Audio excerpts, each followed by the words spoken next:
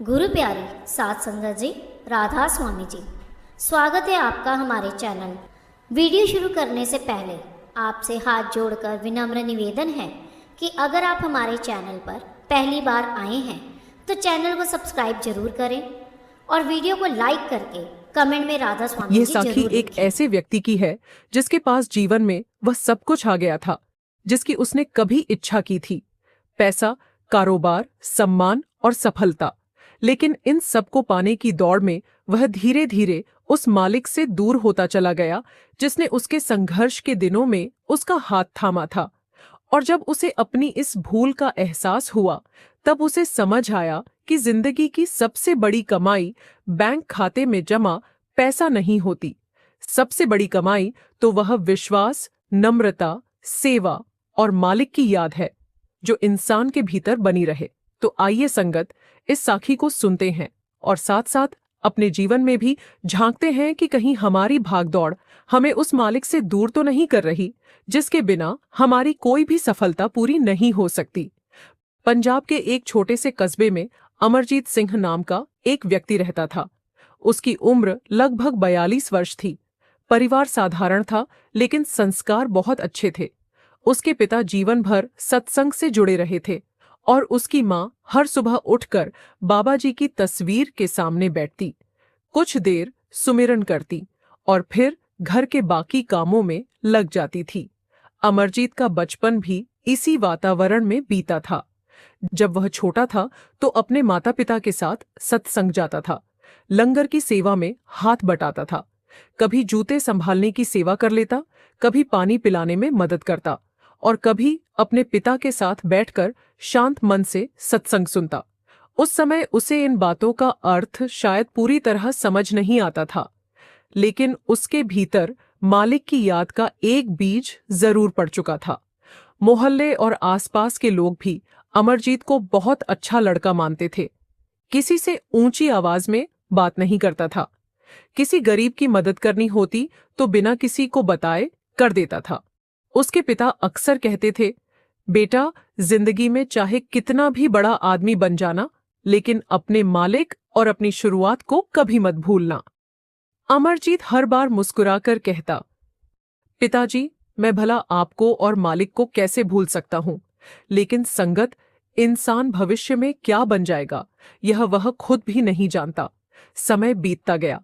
अमरजीत ने पढ़ाई पूरी की और शहर में मशीनों के छोटे छोटे पार्ट्स का कारोबार शुरू कर दिया।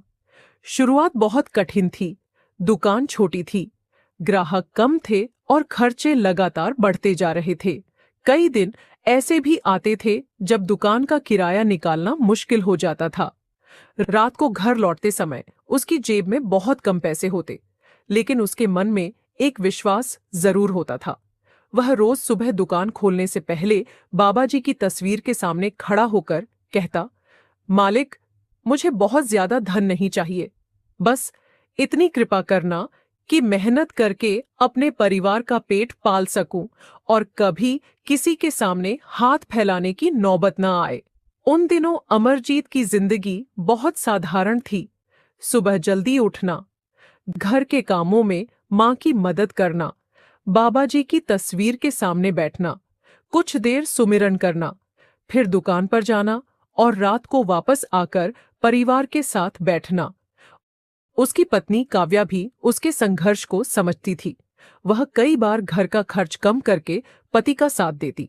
अगर किसी महीने कारोबार कमजोर होता तो दोनों मिलकर हिसाब बैठाते और किसी तरह अगला महीना निकालते। अमरजीत के जीवन में पैसा कम था, लेकिन शुक्राना बहुत था और शायद यही वजह थी कि धीरे धीरे उसके कारोबार में सुधार आने लगा। एक ग्राहक दूसरे ग्राहक को उसके बारे में बताता गया। उसके काम की ईमानदारी की चर्चा होने लगी। छोटे ऑर्डर बड़े ऑर्डरों में बदलने लगे। फिर एक दिन ऐसा आया जब उसकी छोटी सी दुकान में काम करने के लिए उसे 2 कर्मचारी रखने पड़े। अमरजीत बहुत खुश हुआ। उस दिन उसने घर आकर मां के पैर छुए और कहा, मां, आज पहली बार लगा कि शायद मालिक मेरी मेहनत सुन रहे हैं। मां मुस्कुराई और बोली, बेटा, मालिक मेहनत भी देखता है और मन भी देखता है। बस जो मिलता जाए उसका शुक्राना करते रहना। अमरजीत ने मां की बात दिल से मानी। कुछ सालों में उसका कारोबार और बढ़ गया।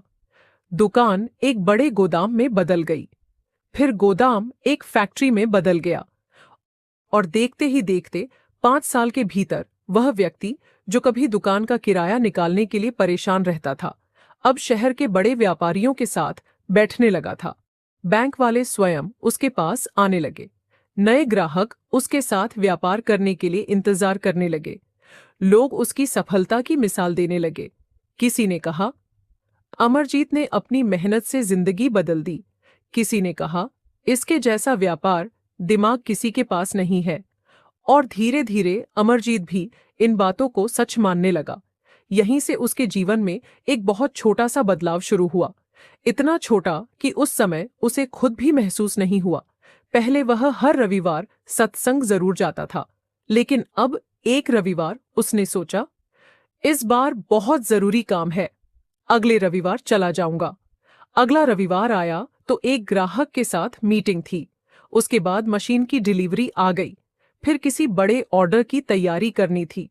फिर शहर से बाहर जाना पड़ा। एक रविवार 2 रविवार में बदला, 2 रविवार 1 महीने में, और देखते ही देखते कई महीने बीत गए। माँ कई बार प्रेम से कहती, बेटा, काम तो जिंदगी भर चलता रहेगा, थोड़ा समय मालिक के लिए भी निकाल लिया कर। अमरजीत हंसकर जवाब देता, माँ, अभी कारोबार जमाने का समय है। जब सब व्यवस्थित हो जाएगा ना, तब पहले की तरह सत्संग जाऊंगा। माँ चुप हो जाती, क्योंकि वह जानती थी कि किसी को जबरदस्ती सत्संग में बैठाया तो जा सकता है, लेकिन उसके मन को मालिक की तरफ मजबूर नहीं किया जा सकता। काव्या भी कई बार पति को समझाती। एक रात उसने कहा, आपको याद है, जब हमारे पास कुछ नहीं था तब आप हर काम से पहले बाबा जी का नाम लेते थे। अब तो मालिक ने इतना कुछ दे दिया है, फिर आप उनसे दूर क्यों होते जा रहे हैं? अमरजीत ने हंसते हुए कहा, मैं मालिक को भूला नहीं हूं, बस अभी समय नहीं मिल रहा। मालिक तो दिल में रहते हैं। हर रविवार सत्संग जाना ही थोड़ी जरूरी है। काव्या ने उसकी तरफ देखा। वह कुछ कहना चाहती थी, लेकिन फिर चुप हो गई, क्योंकि उसे महसूस हो रहा था कि अमरजीत के शब्दों में अब पहले जैसी श्रद्धा नहीं थी। वहां तर्क ज्यादा था। धीरे धीरे सत्संग छूटा, फिर सेवा कम हुई, फिर सुमिरन की आदत भी छूटने लगी। पहले दुकान खोलने से पहले वह 2 मिनट आंखें बंद करता था। अब दुकान खुलते ही मोबाइल हाथ में आ जाता। पहले किसी गरीब की मदद करते समय वह यह नहीं देखता था कि कितना खर्च हो रहा है। अब हर चीज का हिसाब होने लगा। पहले कर्मचारियों से परिवार जैसा व्यवहार करता था, अब छोटी छोटी गलतियों पर नाराज होने लगा। परिवर्तन इतना धीरे धीरे आया कि अमरजीत को खुद पता नहीं चला कि वह कितना बदल चुका है। एक शाम उसकी मां उसके कमरे में आई। अमरजीत लैपटॉप पर बैठा लगातार काम कर रहा था। मां ने बहुत शांत स्वर में कहा, बेटा, कल रविवार है, चल मेरे साथ सत्संग चलते हैं, बहुत दिन हो गए। अमरजीत ने स्क्रीन से नजर हटाए बिना कहा, मां, कल दिल्ली से बहुत बड़े ग्राहक आ रहे हैं, करोड़ों का सौदा है। अगर यह ऑर्डर मिल गया तो कंपनी बहुत आगे निकल जाएगी। मां ने धीरे से कहा, सौदे फिर भी हो जाएंगे बेटा, लेकिन मन अगर मालिक से दूर हो गया तो उसे वापस लाना इतना आसान नहीं होता। अमरजीत ने इस बार थोड़ा तेज स्वर में कहा, मां, हर बात में सत्संग और बाबा जी को मत लाया करो। आज के समय में मेहनत से सब मिलता है। अगर मैं दिन रात काम ना करता तो आज हम यहां तक कैसे पहुंचते? कमरे में अचानक खामोशी छा गई। मां ने बेटे से बहस नहीं की। उन्होंने केवल कुछ पल बाबा जी की तस्वीर की तरफ देखा, फिर हाथ जोड़कर मन ही मन सुमिरन किया और धीरे से कमरे से बाहर निकल गईं। उनके चेहरे पर गुस्सा नहीं था, बस एक गहरी चिंता थी। उन्हें पहली बार लगा था कि उनका बेटा सत्संग से ज्यादा अपनी ही सफलता पर भरोसा करने लगा है। उस रात अमरजीत देर तक ऑफिस में बैठा रहा। कई जरूरी फाइलें पूरी की, ग्राहकों से फोन पर बात की, आने वाले दिनों की योजनाएं बनाई। जब रात बहुत हो गई तो वह घर लौटा। घर में सब सो चुके थे। उसने अकेले खाना खाया और अपने कमरे में जाकर लेट गया। मोबाइल पर लगातार व्यापारिक संदेश आ रहे थे। उसने एक नज़र स्क्रीन पर डाली और मोबाइल मेज पर रख दिया। उस रात बाहर मौसम बिल्कुल शांत था, लेकिन उसके भीतर कहीं बहुत गहरी बेचैनी थी, जिसे वह पहचान नहीं पा रहा था। उधर उसकी माँ अपने कमरे में बैठी सुमिरन कर रही थी। उनके मन में अपने बेटे के लिए केवल एक ही प्रार्थना थी, मालिक, मेरे बेटे को उसकी असली पहचान याद करा देना, उसके मन से अहंकार दूर कर देना और उसे फिर से उस रास्ते पर ले आना जहां उसे सच्ची शांति मिल सके। अमरजीत को उस समय जरा भी अंदाजा नहीं था कि उसकी जिंदगी में एक ऐसा दौर आने वाला है जहां उसे पहली बार अपने ही बनाए हुए संसार के सामने खड़े होकर खुद से एक बहुत बड़ा सवाल पूछना पड़ेगा। उसके पास पैसा था, उसके पास सम्मान था, उसके पास बड़ी फैक्ट्री थी, उसके पास भविष्य की बड़ी बड़ी योजनाएं थीं, लेकिन धीरे धीरे उसके भीतर से वह शांति गायब हो रही थी जो कभी बहुत कम साधनों में भी उसके साथ रहती थी। और कई बार संगत मालिक हमें पहले संकेत देता है, बहुत धीरे, बहुत प्रेम से, लेकिन जब हम उन संकेतों को बार बार अनदेखा करते रहते हैं, तब जीवन स्वयं हमें रोककर अपने भीतर झांकने के लिए मजबूर कर देता है। अमरजीत के साथ भी अब कुछ ऐसा ही होने वाला था। अगली सुबह जब उसकी आंख खुली तो रोज की तरह उसने सबसे पहले अपना मोबाइल उठा लिया। रात भर में कई व्यापारिक संदेश आए हुए थे।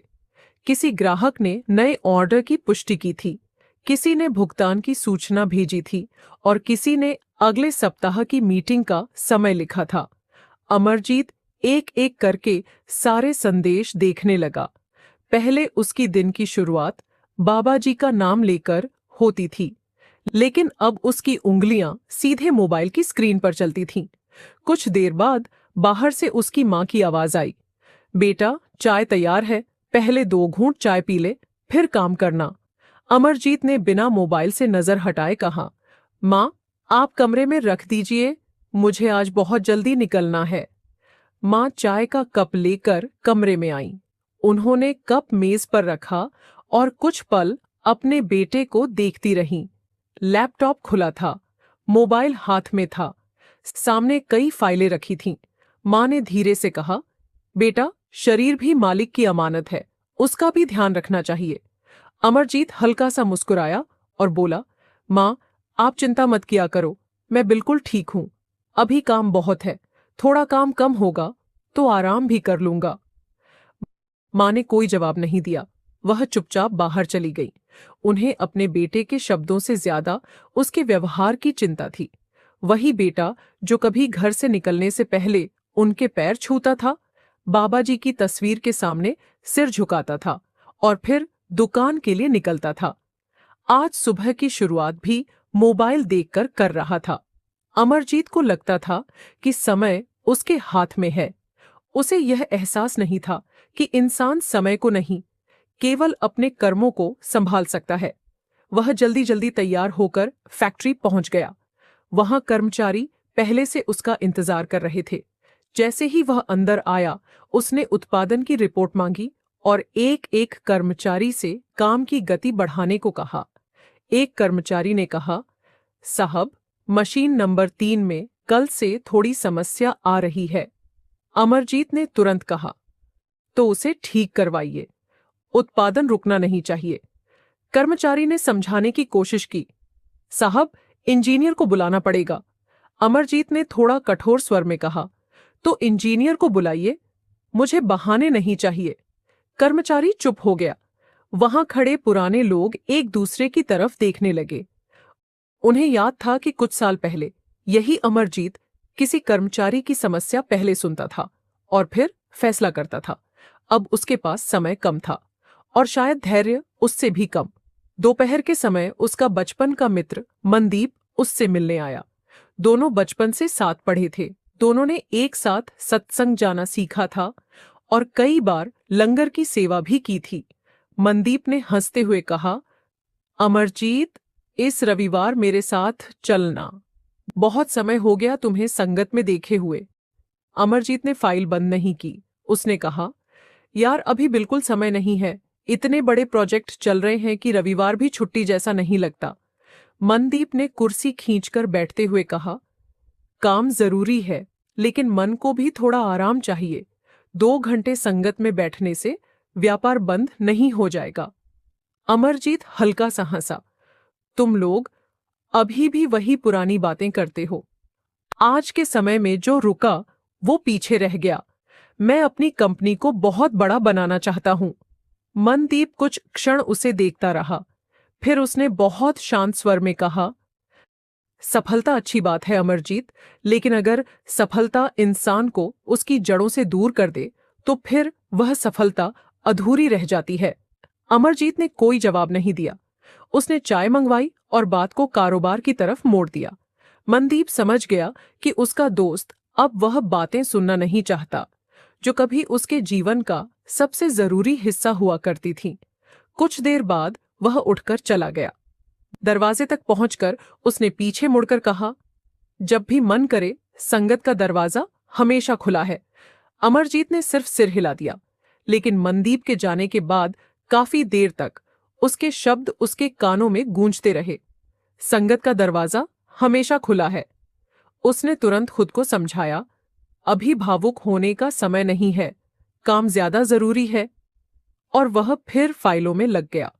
शाम को जब वह घर पहुंचा तो उसकी छोटी बेटी सिमरन दौड़ती हुई उसके पास आई। उसके हाथ में एक कॉपी थी। वह बहुत खुश थी। पापा, आज स्कूल में मैडम ने कहा कि रविवार को हमें माता पिता के साथ किसी अच्छे काम में हिस्सा लेना है। दादी कह रही थीं कि हम सत्संग चलेंगे। आप भी चलोगे ना? अमरजीत ने बेटी के सिर पर हाथ फेरते हुए कहा, बेटा, इस रविवार पापा को बहुत जरूरी काम है, तुम दादी के साथ चली जाना। सिमरन ने मासूमियत से पूछा, पापा, पहले तो आप मुझे अपने साथ ले जाते थे, अब क्यों नहीं जाते? यह सवाल बहुत छोटा था, लेकिन उसका जवाब अमरजीत के पास नहीं था। उसने मुस्कुराने की कोशिश की। काम थोड़ा कम होगा ना, तब चलेंगे। सिमरन ने कुछ नहीं कहा। वह अपनी कॉपी लेकर चुपचाप दादी के पास चली गई। रात को खाना खाने के बाद कमलादेवी बाबा जी की तस्वीर के सामने दीपक जलाकर बैठ गई। सिमरन भी उनके पास बैठ गई। कुछ देर बाद बच्ची ने पूछा, दादी, आप बाबा जी से क्या मांगती हो? कमलादेवी मुस्कुराईं। उन्होंने कहा, बेटी, मालिक से ज्यादा कुछ मांगना नहीं चाहिए, बस यही कहते हैं कि हमें सही रास्ते पर बनाए रखना। सिमरन ने फिर पूछा, तो पापा भी पहले यही कहते थे? कमलादेवी की आंखें कुछ पल के लिए नम हो गईं। उन्होंने प्यार से कहा, हाँ बेटी, तेरे पापा जब छोटे थे ना, तो सबसे पहले बाबा जी के सामने बैठते थे। उसी समय अमरजीत पानी लेने के लिए कमरे से बाहर आया। उसने मां और बेटी की बात सुन ली। वह कुछ क्षण वहीं खड़ा रहा, फिर बिना कुछ कहे वापस अपने कमरे में चला गया। कमरे में पहुंचकर उसने लैपटॉप खोला, लेकिन आज उसका ध्यान काम में नहीं लग रहा था। उसे अपना बचपन याद आने लगा। उसे याद आया कि कैसे उसके पिता सुबह उसे उठाकर कहते थे, चल बेटा, पहले सुमिरन कर ले। उसे याद आया कि कैसे पहली दुकान खुलने के दिन उसने बाबा जी की तस्वीर अपने हाथों से दीवार पर लगाई थी। उसे याद आया कि पहली कमाई होने पर उसने मां के हाथ में पैसे रखते हुए कहा था, मां, यह मालिक की मेहर है। और आज वही अमरजीत अपनी हर सफलता का श्रेय केवल खुद को देने लगा था। उसने सिर पीछे कुर्सी से टिकाया और आंखें बंद कर लीं। कुछ देर बाद उसने खुद से पूछा, क्या सचमुच मेरे पास समय नहीं है? वह कुछ पल चुप रहा। फिर उसके भीतर से दूसरा सवाल उठा, या फिर मैंने खुद तय कर लिया है कि मेरे लिए अब क्या जरूरी है?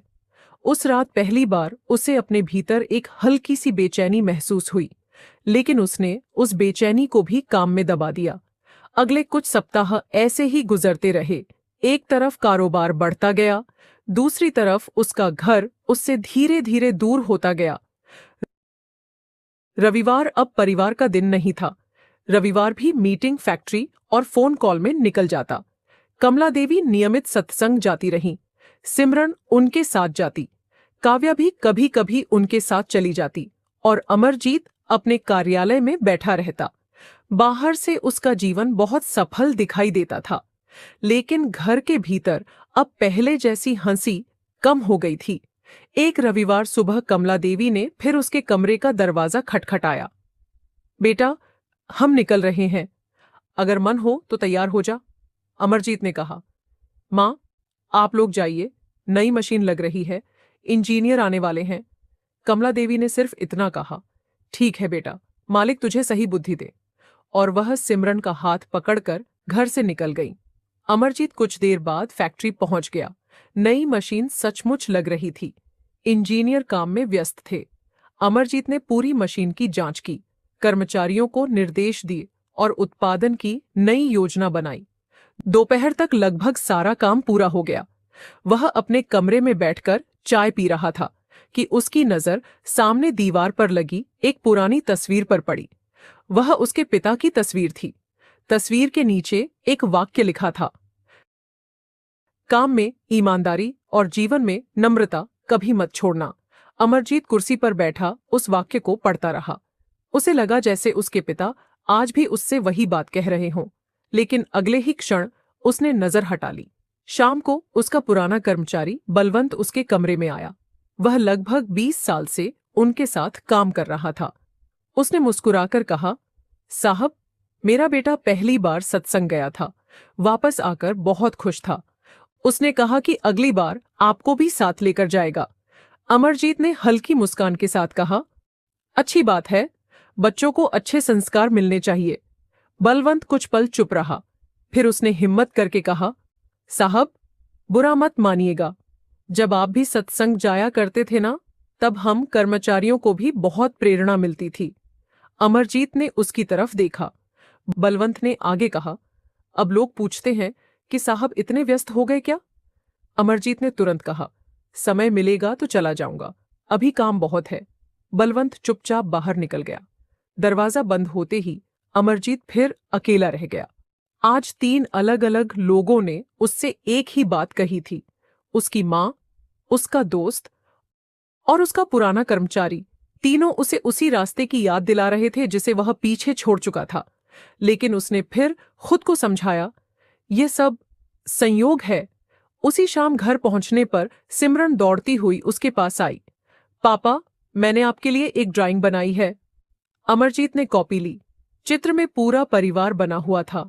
एक तरफ दादी थीं, एक तरफ माँ थीं, सिमरन खुद बीच में थी और दूसरी तरफ एक सत्संग भवन बना था। अमरजीत ने हंसते हुए पूछा, बेटा, इसमें पापा कहाँ हैं?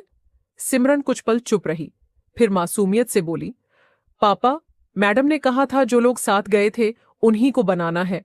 आप तो हमारे साथ नहीं गए थे, इसीलिए मैंने आपको ऑफिस में बना दिया। अमरजीत की मुस्कान धीरे धीरे फीकी पड़ गई।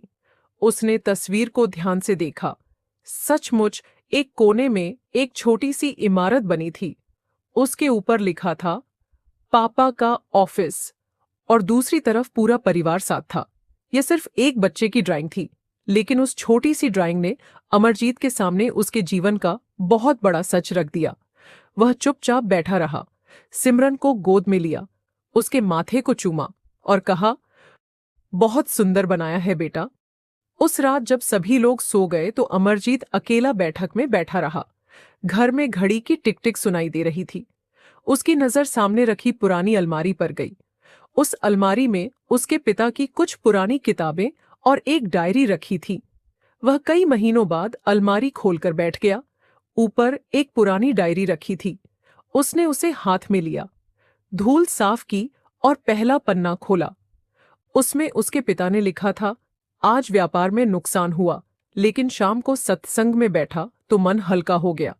पैसा कम हुआ है, मालिक पर भरोसा नहीं। अमरजीत देर तक उस पंक्ति को देखता रहा। उसने अगला पन्ना खोला, फिर अगला। कहीं उसके पिता ने लिखा था कि किसी जरूरतमंद की मदद करने से उन्हें अंदर से खुशी मिली। कहीं लिखा था कि मन परेशान हो तो सुमिरन करने से मन संभल जाता है। और एक जगह लिखा था, इंसान की कमाई केवल रुपए नहीं होते, उसका व्यवहार भी उसकी कमाई होता है। अमरजीत ने डायरी बंद कर दी। उसने आंखें बंद कर ली। कई वर्षों बाद वह बिना मोबाइल उठाए, बिना लैपटॉप खोले और बिना किसी व्यापारिक हिसाब के कुछ मिनट बिल्कुल शांत बैठा था। उस रात उसके भीतर कोई चमत्कार नहीं हुआ, कोई आवाज नहीं आई, कोई सपना नहीं आया, लेकिन उसके भीतर एक सवाल जरूर जन्म ले चुका था। मैंने व्यापार तो बहुत बड़ा कर लिया, लेकिन क्या मैं खुद भी बड़ा हुआ हूं? उसने कोई उत्तर नहीं दिया, बस डायरी को उठाकर वापस अलमारी में रख दिया।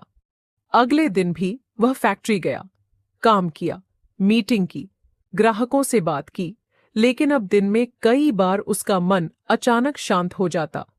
उसे सिमरन की ड्राइंग याद आती, उसे मां की बातें याद आती, उसे मनदीप की बात याद आती, उसे पिता की डायरी की पंक्ति याद आती, और धीरे धीरे उसे महसूस होने लगा कि शायद समस्या यह नहीं थी कि उसके पास समय नहीं था, समस्या यह थी कि उसने अपनी प्राथमिकताएं बदल दी थीं।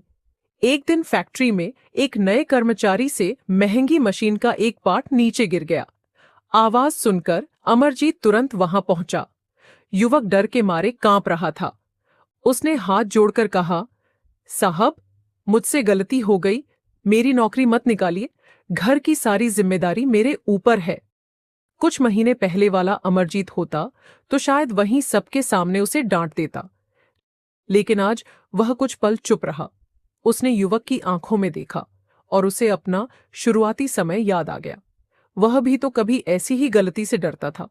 उसने शांत स्वर में कहा, गलती हो गई है तो उससे सीखो, पहले मशीन बंद करो, किसी अनुभवी कर्मचारी के साथ बैठो और पूरा काम फिर से समझो। युवक ने राहत की सांस ली। जी साहब। वह चला गया। पास खड़े कर्मचारियों ने एक दूसरे की तरफ देखा। उन्हें विश्वास नहीं हुआ कि अमरजीत बिना गुस्सा किए बात खत्म कर चुका था, लेकिन अमरजीत के भीतर उस दिन एक और चीज बदल रही थी। उसे समझ आने लगा था कि इंसान की कीमत उसकी गलती से तय नहीं होती, उसकी नीयत और उसे सुधारने की इच्छा भी मायने रखती है। शाम को घर लौटते समय उसने रास्ते में अपनी मां को देखा। वह एक थैला लेकर बाहर जा रही थी। अमरजीत ने गाड़ी रोकी। मां, ये सामान कहाँ ले जा रही हो? मां ने कहा, गांव के बाहर एक बुजुर्ग दंपति रहते हैं, कई दिनों से काम पर नहीं जा पाए, थोड़ा राशन है, उनके घर दे आऊंगी। अमरजीत ने कहा, मां, आप किसी को साथ ले जाया करो, इतनी दूर अकेले जाने की जरूरत नहीं। कमला देवी मुस्कुराई। सेवा अपने हाथों से की जाए तो मन को अलग ही संतोष मिलता है बेटा। अमरजीत कुछ क्षण उन्हें देखता रहा। फिर मां ने कहा, तुझे याद है जब तेरी पहली दुकान खुली थी तो तू हर महीने अपनी कमाई का थोड़ा सा हिस्सा किसी जरूरतमंद के लिए अलग रखता था? अमरजीत हल्का सा मुस्कुराया। हाँ मां, याद है। मां ने आगे कुछ नहीं कहा। वह थैला उठाकर आगे चली गई, लेकिन उनकी वह छोटी सी बात अमरजीत के मन में उतर गई। उस रात वह छत पर गया। शहर की रोशनी दूर तक दिखाई दे रही थी। हवा बहुत शांत थी। उसने मोबाइल निकाला, कुछ क्षण स्क्रीन को देखा, फिर उसे बंद करके जेब में रख लिया। उसे पहली बार लगा कि मोबाइल से दूर रहने के लिए किसी बड़े संकल्प की जरूरत नहीं होती, बस मन में इच्छा होनी चाहिए। नीचे आंगन से सिमरन की हंसी सुनाई दे रही थी। वह अपनी दादी के साथ बैठी थी। बाबा जी की तस्वीर सामने थी। सिमरन माला गिनने की कोशिश कर रही थी, लेकिन हर बार गिनती भूल जाती। कमला देवी हंस रही थी। अमरजीत रेलिंग के पास खड़ा वह दृश्य देखता रहा। उसके मन में एक अजीब सी शांति उतरने लगी। उसे महसूस हुआ कि उसके पास धन तो बहुत है, लेकिन ऐसी शांति खरीदने के लिए कोई बाजार नहीं है। उस रात सोने से पहले उसने अपने कमरे की दीवार पर लगी बाबा जी की तस्वीर को ध्यान से देखा। तस्वीर पर हल्की धूल जमी थी। वह कुछ पल तस्वीर को देखता रहा, फिर मेज से साफ कपड़ा उठाया और बहुत धीरे धीरे तस्वीर साफ करने लगा। उसने तस्वीर के सामने खड़े होकर आंखें बंद की। उसने कोई बड़ी इच्छा नहीं मांगी, बस मन में इतना भाव आया, मालिक, जो कुछ मिला है उसके लिए शुक्राना करने की बुद्धि देना, और मुझे इतना अहंकारी मत बनने देना कि मैं अपनी ही मेहनत को सब कुछ समझ बैठूं। उसकी आंखें कुछ पल बंद रहीं। कमरे में कोई आवाज नहीं थी, लेकिन उसके मन में बहुत दिनों बाद हल्कापन था।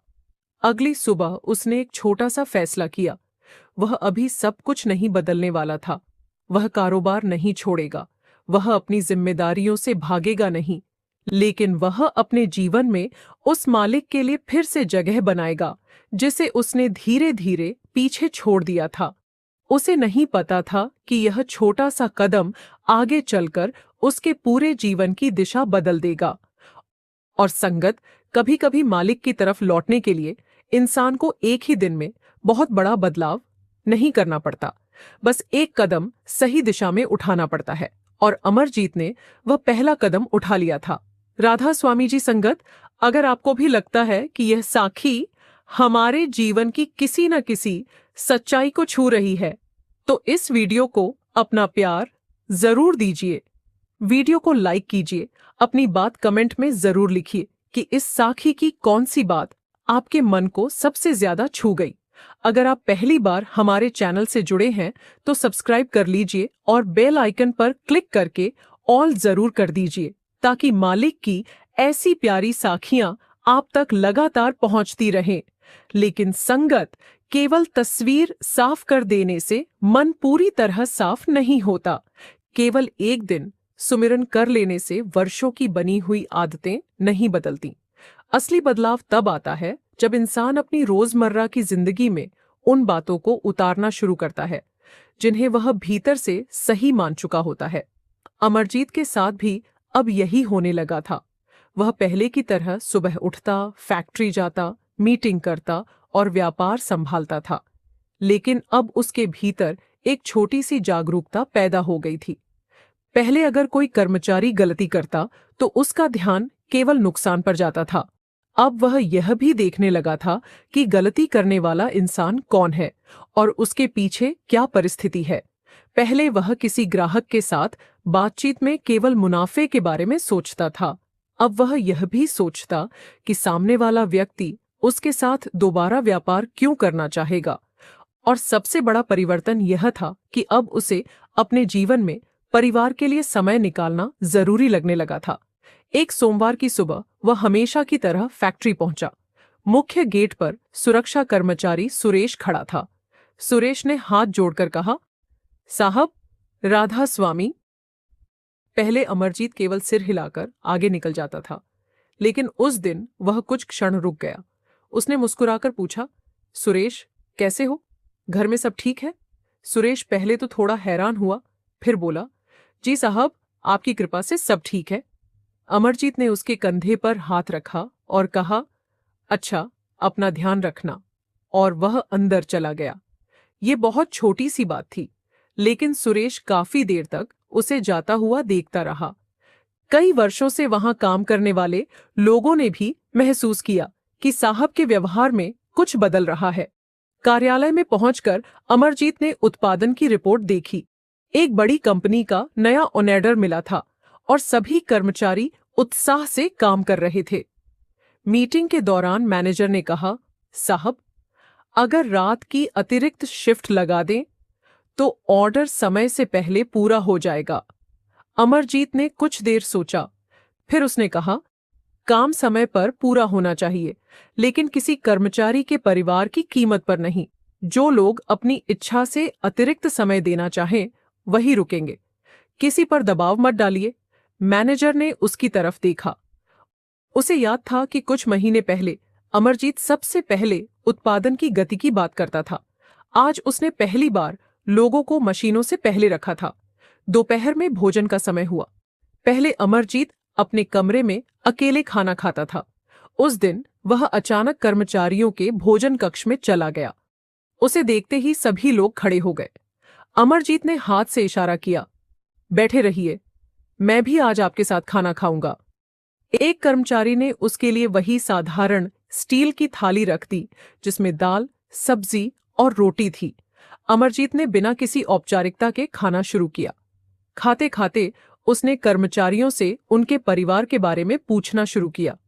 किसी के बेटे की पढ़ाई चल रही थी, किसी की बेटी की शादी तय हुई थी, कोई अपने बूढ़े माता पिता की दवा को लेकर परेशान था। अमरजीत सबकी बातें ध्यान से सुनता रहा। उसे अचानक एहसास हुआ कि जिन लोगों के साथ वह वर्षों से काम कर रहा था, उनके जीवन के बारे में वह कितना कम जानता था। उसने मन में सोचा, मैं इन लोगों से रोज काम करवाता रहा, लेकिन कभी यह पूछने की फुर्सत नहीं निकाली कि इनके घर में सब ठीक भी है या नहीं। उस दिन शाम को वह घर लौटा तो आंगन में एक अलग ही दृश्य था।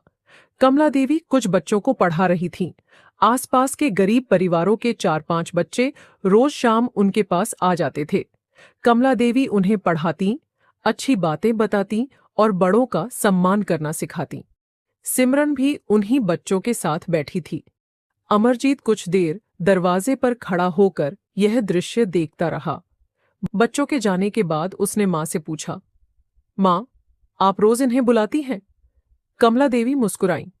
हाँ बेटा, इनके माँ बाप दिन भर मजदूरी करते हैं, शाम को बच्चे अकेले रहते हैं।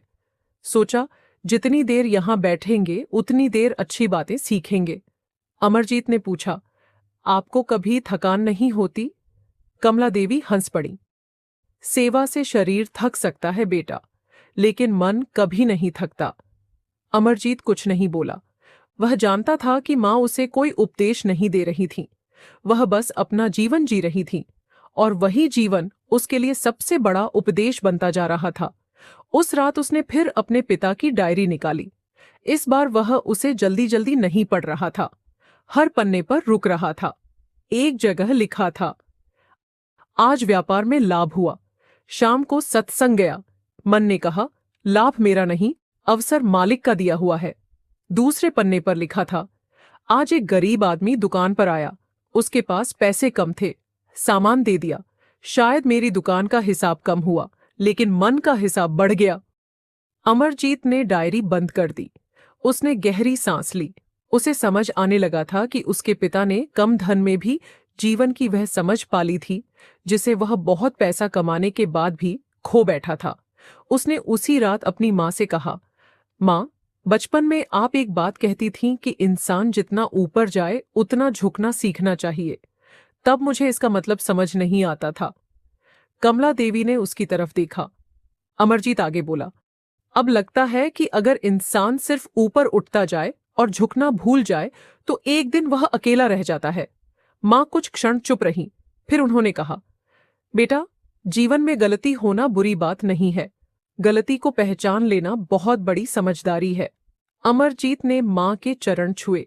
उसके मन में उस समय कोई अपराध बोध नहीं था, बस एक शांति थी, जैसे वह अपने पुराने स्वरूप के थोड़ा और करीब लौट रहा हो। लेकिन अब भी उसकी परीक्षा बाकी थी।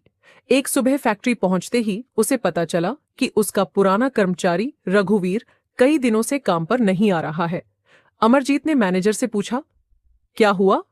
उसने छुट्टी की जानकारी दी थी।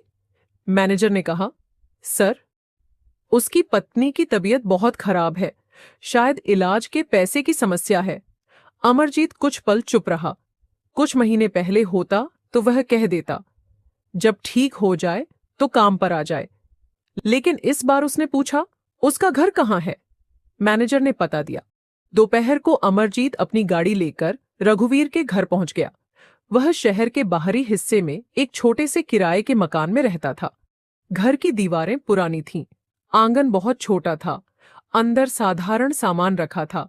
रघुवीर ने जब अपने मालिक को दरवाजे पर देखा तो वह घबरा गया। उसने हाथ जोड़कर कहा, साहब, माफ कर दीजिए, मैं बिना बताए छुट्टी पर रहा। मेरी पत्नी की तबीयत बहुत खराब है, मैं जल्द ही काम पर लौट आऊंगा।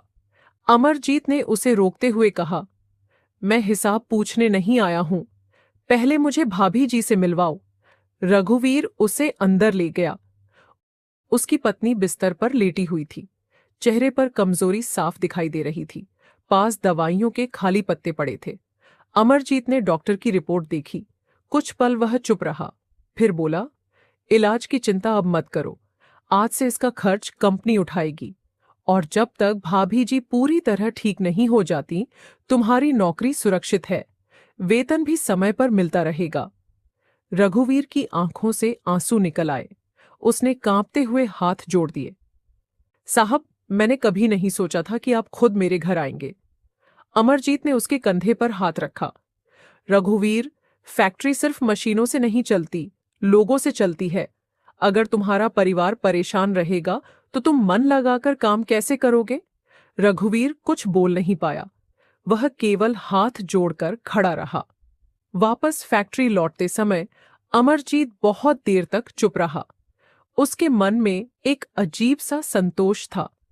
उसे लगा जैसे आज उसने कोई बहुत बड़ा काम नहीं किया, बस वह कर पाया जो शायद उसे पहले से करना चाहिए था। लेकिन उसके भीतर एक और बात स्पष्ट हो रही थी। जब मालिक किसी को देने की क्षमता देता है तो वह केवल धन देने की क्षमता नहीं होती, वह दूसरों का दुख समझने की क्षमता भी होती है। शाम को घर लौटकर उसने मां को पूरी बात बताई। कमला देवी ने शांत होकर कहा, बेटा, जब मालिक किसी को देने योग्य बनाता है ना, तो उसका मतलब सिर्फ यह नहीं होता कि उसके पास धन आ गया। असली बात यह है कि उसके मन में दूसरों के दुख को समझने की जगह भी बन जाए। अमरजीत ने कहा, मां, पहले मैं सोचता था कि व्यापार में सफलता ही सबसे बड़ी उपलब्धि है। अब लगता है अगर हमारे कारण किसी का घर बच जाए, किसी का इलाज हो जाए या किसी बच्चे की पढ़ाई जारी रह जाए तो वही सबसे बड़ी कमाई है। मां ने उसके सिर पर हाथ रखा।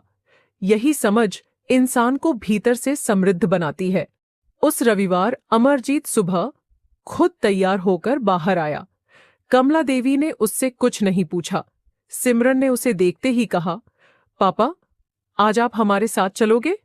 अमरजीत मुस्कुराया। हाँ बेटा। तीनों साथ निकले। सत्संग भवन तक जाते हुए अमरजीत को लग रहा था जैसे वह कोई पुराना रास्ता फिर से पहचान रहा हो। वही सड़क, वही पेड़, वही लोग, वही वातावरण। जब वह मुख्य द्वार पर पहुंचा तो कुछ बुजुर्ग सेवादारों ने उसे पहचान लिया। किसी ने नहीं पूछा, इतने साल कहाँ थे? किसी ने ताना नहीं दिया। किसी ने यह नहीं कहा कि अब क्यों आए हो। सबने बस मुस्कुराकर हाथ जोड़ दिए।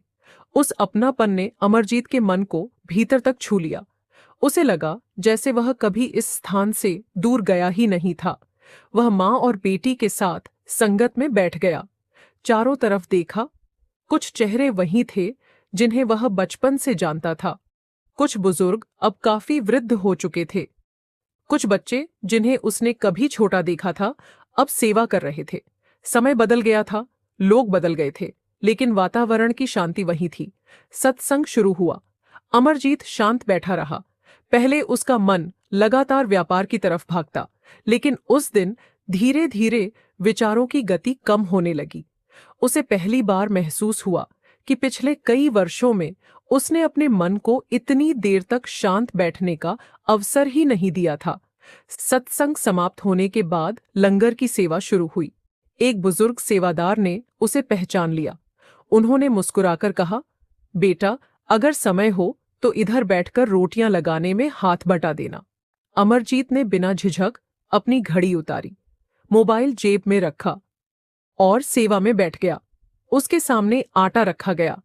कई वर्षों बाद उसने अपने हाथों से रोटियां बनानी शुरू की।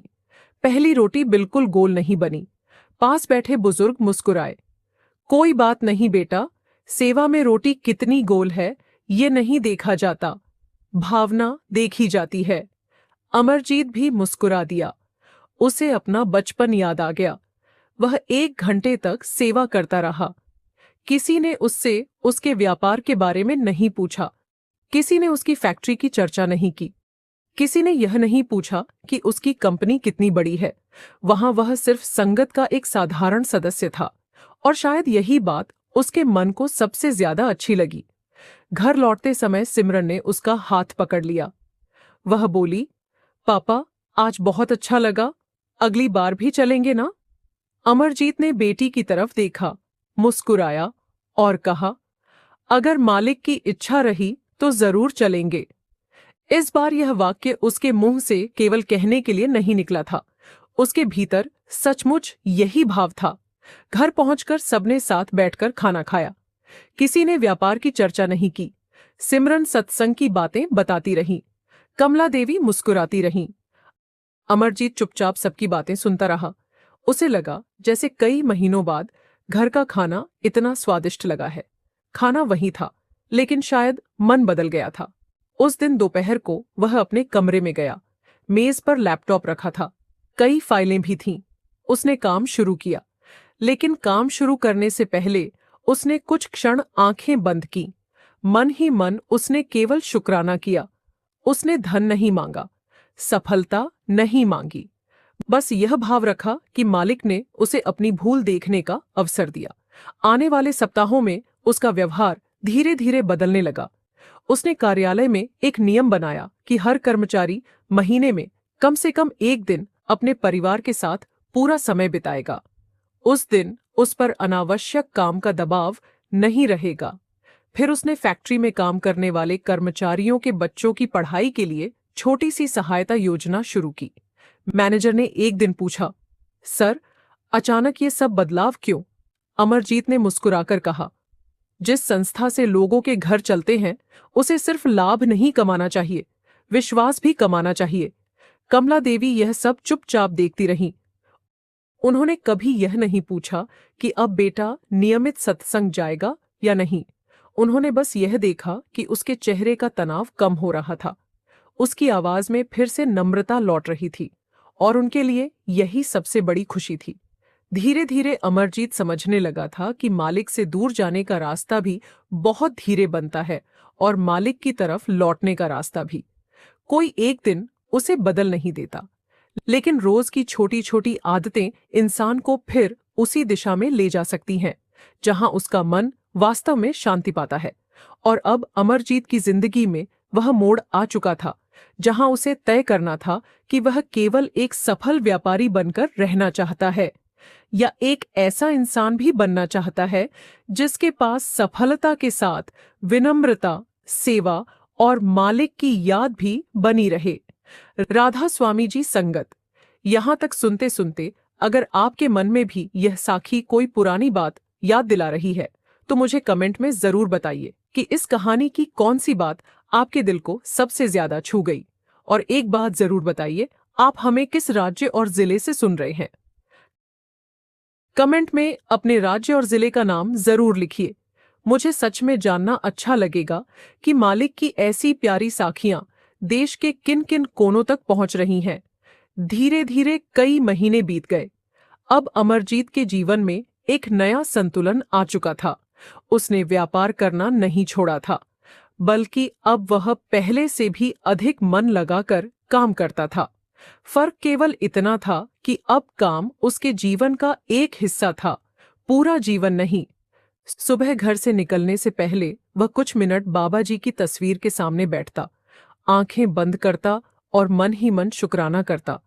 वह किसी बड़ी चीज की मांग नहीं करता था, बस यही भाव रखता था कि मालिक ने उसे जो दिया है उसे संभालने की बुद्धि भी दे और उसे कभी इतना अहंकारी न बनने दे कि वह अपनी मेहनत को ही सब कुछ समझ बैठे।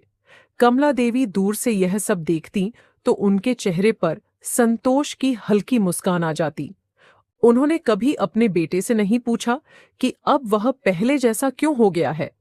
उन्हें पता था कि जो परिवर्तन समझ से आता है वही सबसे अधिक स्थायी होता है।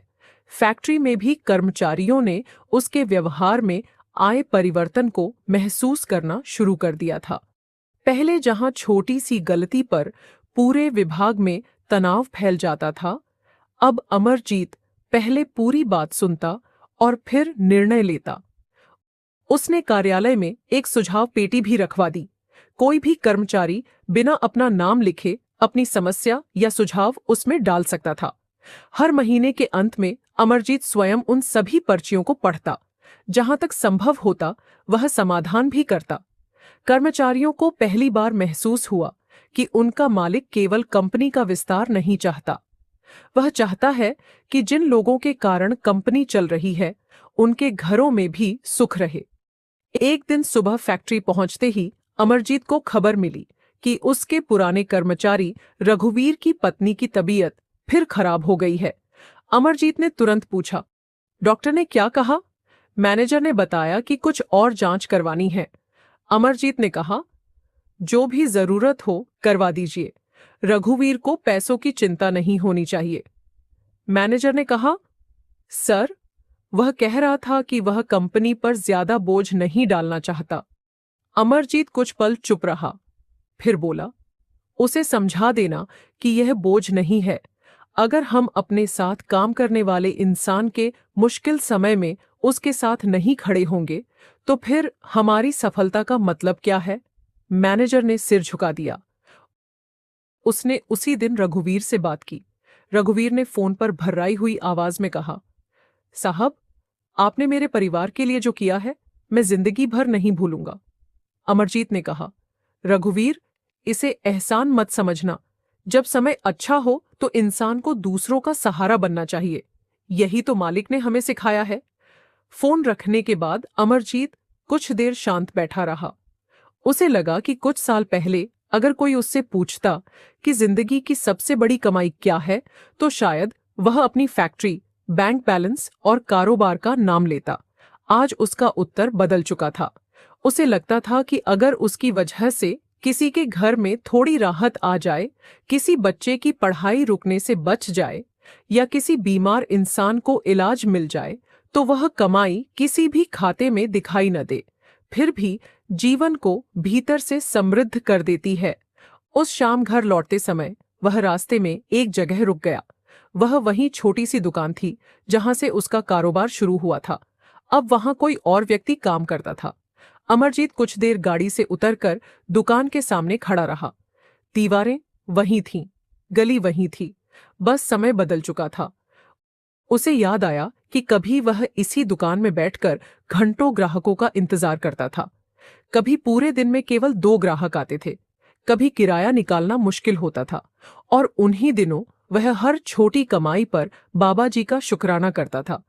उसने अपनी आंखें बंद कर लीं।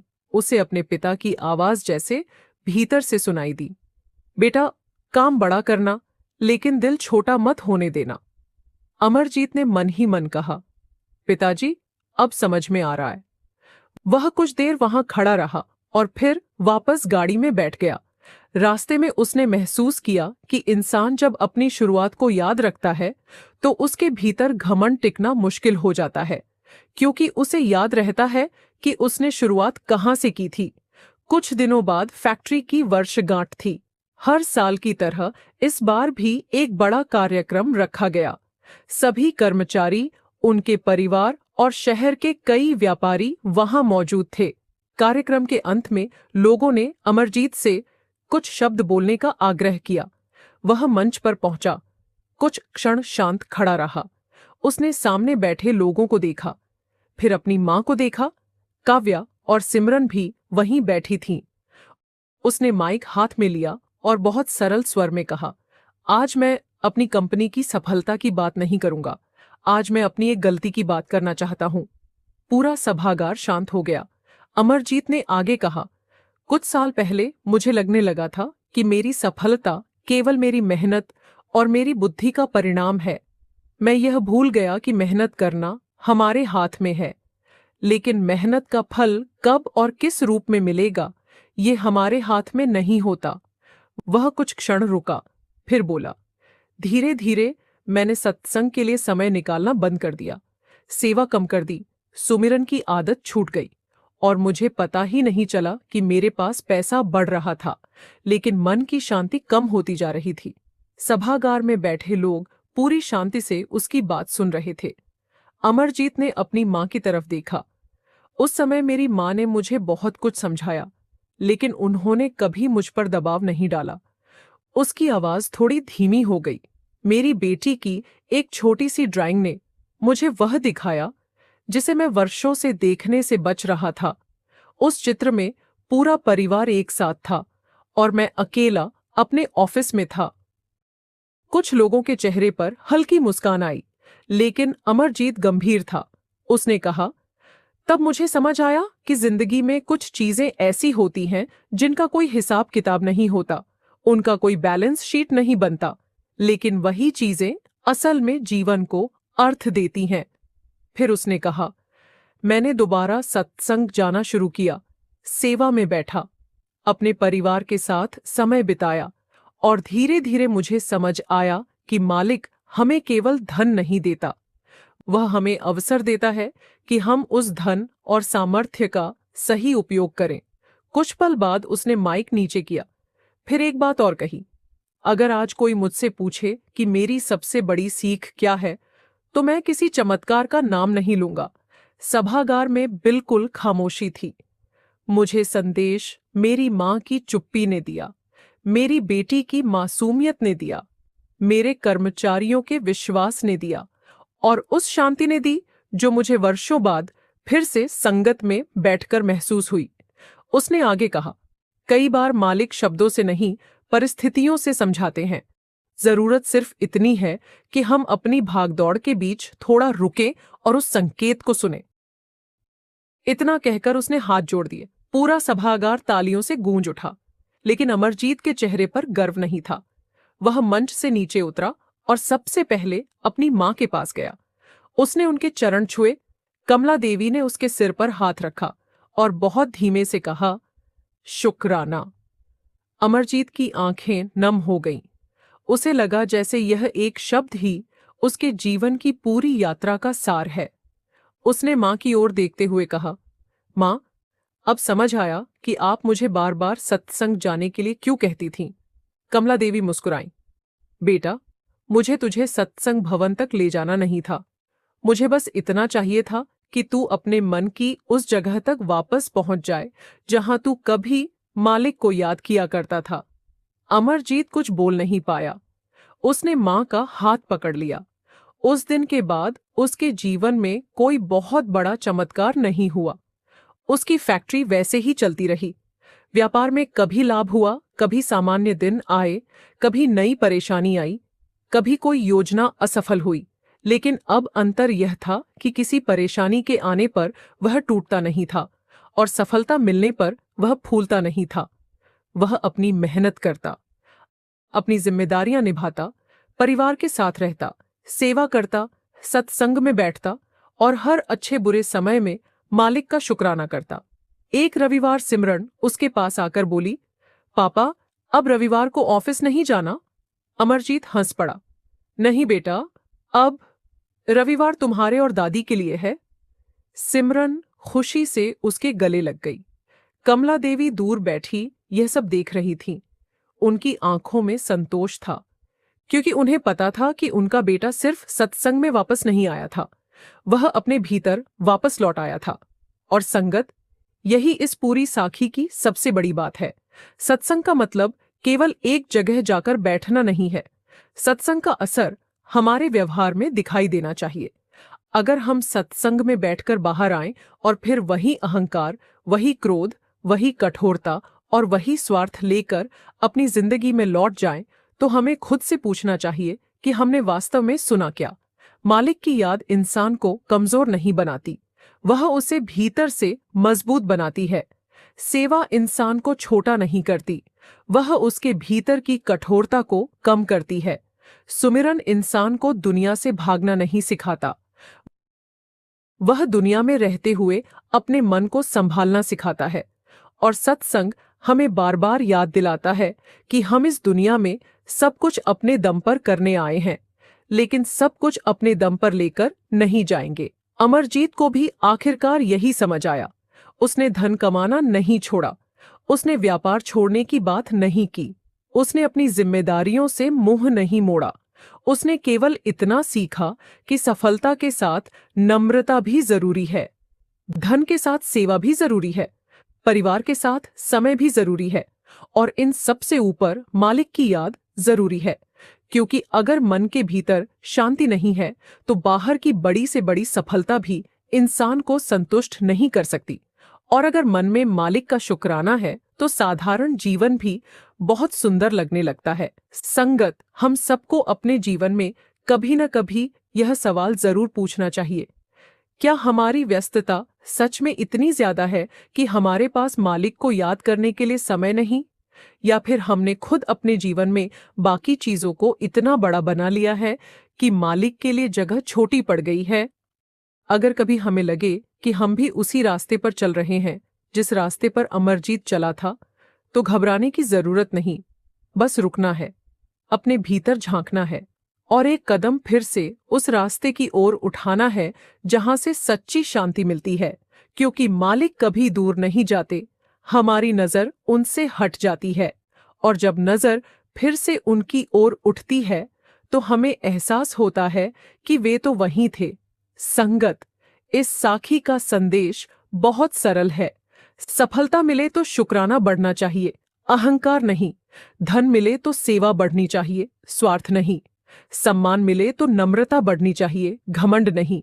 और जिंदगी कितनी भी व्यस्त हो जाए, मालिक की याद के लिए अपने मन में थोड़ी जगह हमेशा बचाकर रखनी चाहिए, क्योंकि इंसान की सबसे बड़ी कमाई उसका बैंक बैलेंस नहीं होती। उसकी सबसे बड़ी कमाई वह शांत मन है जो कठिन समय में भी मालिक पर भरोसा रख सके और अच्छे समय में भी सिर झुकाकर शुक्राना कर सके। अमरजीत ने देर से सही, लेकिन यह बात समझ ली, और शायद हम सबके लिए भी यही इस प्यारी साखी का सबसे बड़ा संदेश है। अगर आपने ये प्यारी साखी अभी तक लाइक नहीं की है तो लाइक और सब्सक्राइब कर दीजिए और बेल आइकन पे क्लिक करके ऑल पे क्लिक कीजिए